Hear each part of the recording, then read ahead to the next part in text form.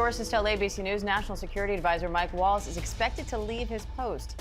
His departure comes after he inadvertently added an Atlantic journalist to a group chat about sensitive U.S. military plans in Yemen. But President Trump initially brushed off concerns, saying Waltz had learned his lesson and is a good man. Let's bring in senior reporter Catherine Falders for more. Catherine, what's the latest here?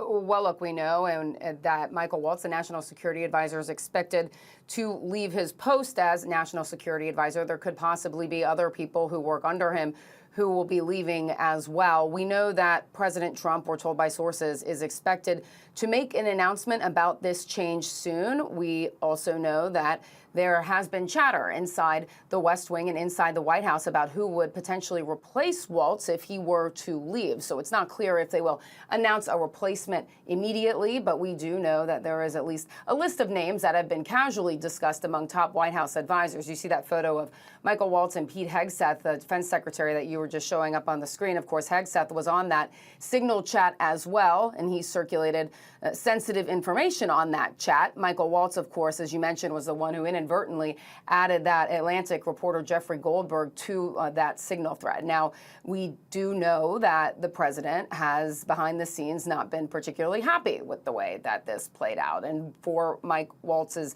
error in inadvertently adding the reporter to that thread that you're showing there with multiple cabinet secretaries on the screen there. So we do know that he will be out. He's expected to be out soon. He could depart his post as soon as today, and we can expect an announcement from the president shortly.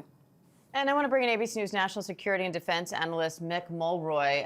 Mick, how significant is this if Waltz is leaving, and what does that mean for national security? Well, it certainly is a significant position. This is the coordinator for all the interagency activities when it comes to the area of U.S. national security. So that is a very key role, and hopefully it will be filled very soon. I don't think this was completely unexpected after Signalgate, after a lot of his staff was let go for apparent disloyalty to the president. But he certainly had the experience for that role, and him leaving, I think, is concerning if they can't fill it almost immediately. The administration has denied sharing classified information in that chat. How sensitive was the information in that Signal chat, and what's your reaction given that context? So one of the most sensitive pieces of information we have, it is about the actual carrying out of a military operation before it happens, with enough details that if it was leaked and got to the enemy, they could use it to essentially shoot down our aircraft. So it was very sensitive. It was likely taken from the TikTok or the attack plan sequence that the U.S. military uses to coordinate their campaigns. So very sensitive, should never have been on any other platform other than one that's approved to the highest level inside the U.S. military.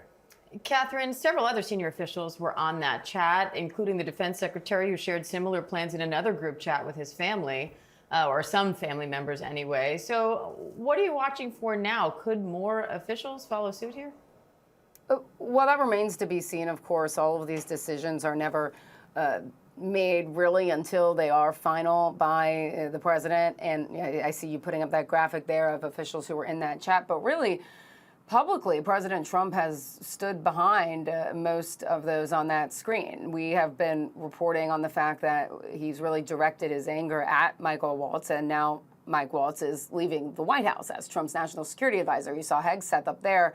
Trump has publicly stood behind Hegseth, and we're told privately he has as well. He doesn't have any intention, at least at this point, I should say, to remove Hegseth as a defense secretary, even though there have been multiple additional reports coming out about Hegseth and his actions at the Pentagon. So while it's always a possibility that more people could leave, we aren't getting any indication right now that Michael Waltz will be the first one, and this will be a domino effect in some way. Of course, that could always happen.